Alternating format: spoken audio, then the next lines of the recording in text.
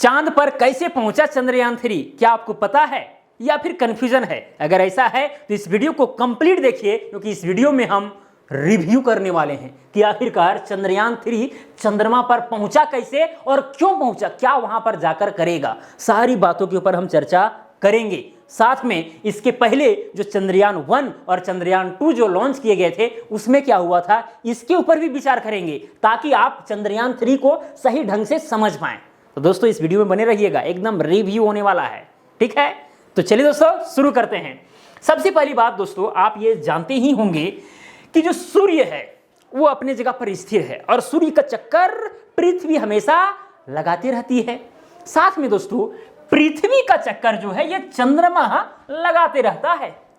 हम लोग चंदा मामा कहते हैं, ठीक है। अब दोस्तों है क्या, ये भी आपको बात ध्यान में रखना चाहिए कि पृथ्वी और चंद्रमा के बीच का जो डिस्टेंस है वो है 3,84,400 किलोमीटर अप्रोक्सीमेटली, ठीक है।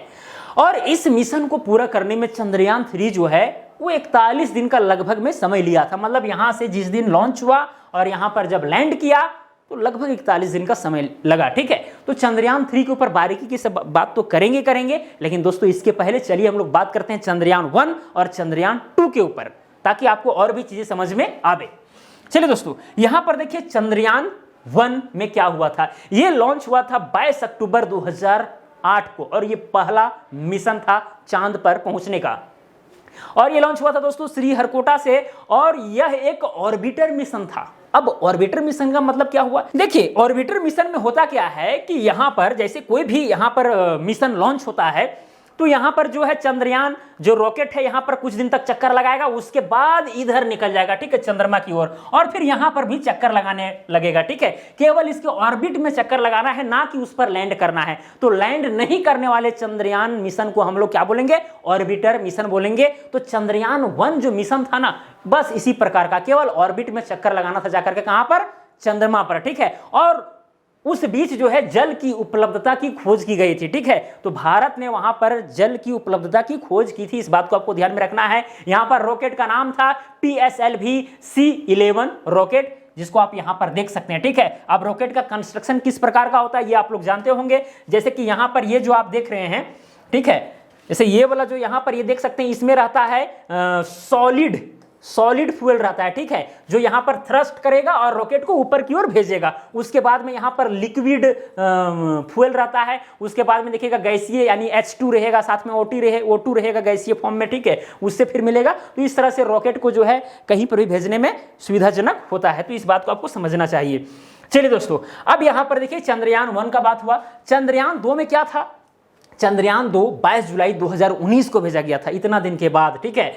और ये था orbiter plus lander plus rover mission, ठीक है। यानी ऑर्बिटर पर भी चक्कर लगाना था, साथ में उसमें लैंडर और रोवर भी मौजूद था। कुल मिलाकर के बात यहां पर ये है, देखिए कोई भी यहां पर देखिए 2019 में जो चंद्रयान लॉन्च किया गया था 2019 में, उसमें क्या हुआ, जैसे ही लॉन्च हुआ उसके बाद यहां पर पृथ्वी में कुछ दिन तक 4-5 दिन तक चक्कर लगाया, उसके बाद निकल गया चंद्रमा की ओर, फिर यहां पर भी चक्कर लगाएगा। तो यहां तक तो भाई ये ऑर्बिटर मिशन तो हो गया, ठीक है। उसके बाद में उसको लैंड भी करना था, तो लैंड करने वाला हम लोग बोलते हैं लैंडर, ठीक है। और रोवर वो होता है जो एकदम टेक्निकल होता है, एक तरह का समझिए कि मतलब एक मशीनरी होता है जो एकदम उतरेगा, मतलब एक आदमी के जैसा काम करेगा, ठीक है। वहां से मिट्टी लेगा, ठीक है, वहां जांच करेगा कि भाई क्या है नहीं है, ठीक है। तो ये सारी चीजें हम लोग क्या बोलते हैं, रोवर बोलते हैं। और दोस्तों यहां पर जो टारगेट था चंद्रमा पर उतरने का, चंद्रयान 2 को उतारने का, वो था दक्षिणी ध्रुव पर। टारगेट क्या था, दक्षिणी ध्रुव, क्लियर। और 2 किलोमीटर पहले जो है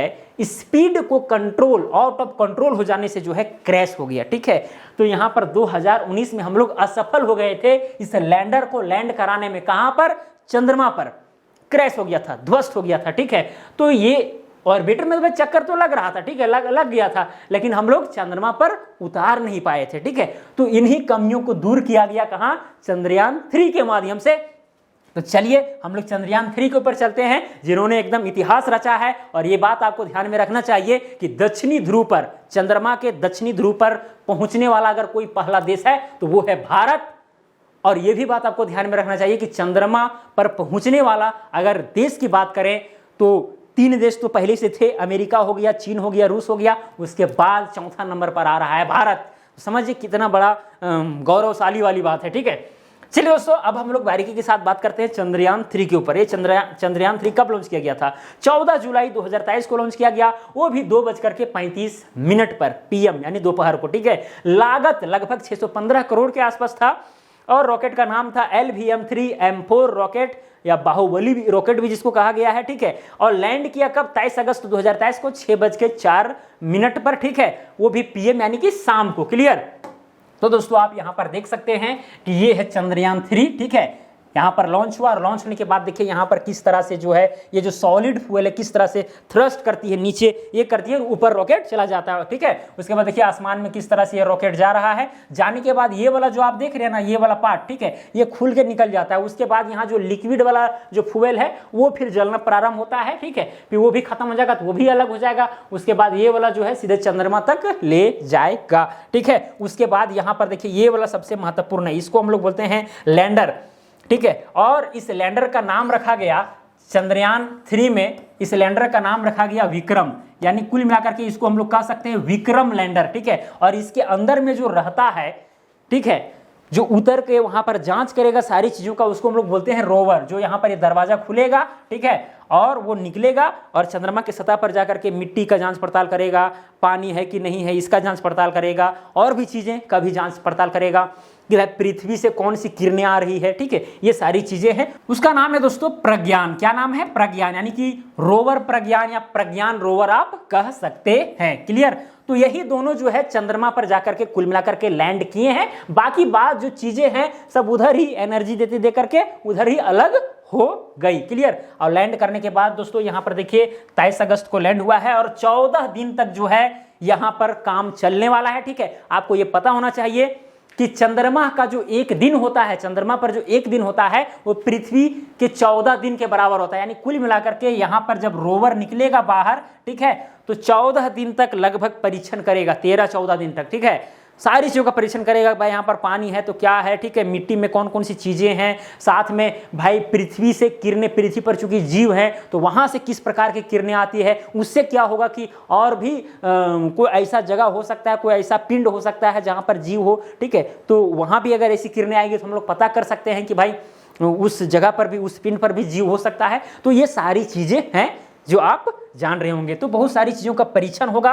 और दोस्तों यहाँ पर जो लैंडिंग हुआ था वो चंद्रमा के दक्षिणी ध्रुव पर हुआ था। ठीक है, और किस प्रकार लैंडिंग होता है ये आप जानते होंगे। यहाँ पर जो है चंद्रयान 3 5 चक्कर पूरा पृथ्वी का लगाया था, उसके बाद जो है निकला चंद्रमा की ओर और फिर यहाँ पर भी कुछ दिन टाइम बिताया और फिर धीरे धीरे जो है क्या किया, दक्षिणी ध्रुव पर जाकर के लैंड किया सुबह के टाइम में। यानी कि चंद्रमा पर जब सुबह का टाइम हो रहा था, ठीक है, उस समय लैंड किया ताकि जो है 14 दिन तक वहां पर शोध किया जा सके। क्लियर? अब देखिए दोस्तों क्या क्या अपडेट आते हैं उसको हम लोग जानने का प्रयास करेंगे। और देखिए यहां पर देखिए जब ये जो लैंडर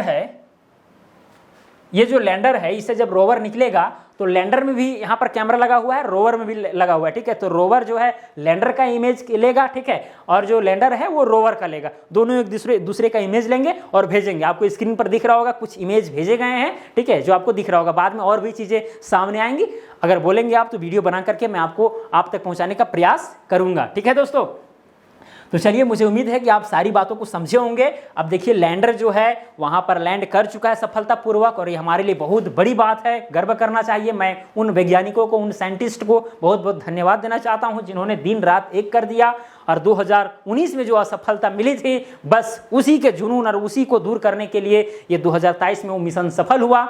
और हर देश का निगाहें जो है हम पर भी थी।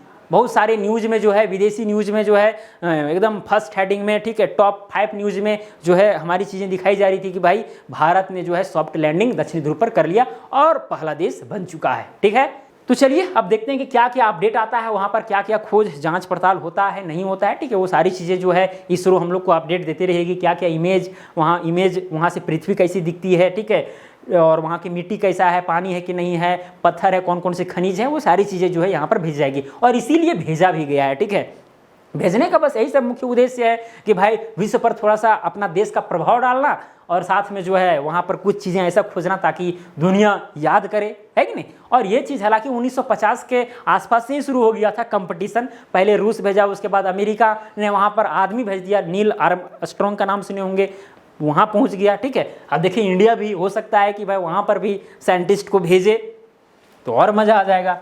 तो चलिए दोस्तों, मुझे उम्मीद है कि आप सारी चीज़ें समझ गए होंगे। आज के लिए इतना ही, अब मिलेंगे अगला वीडियो में। जय हिंद, वंदे मातरम।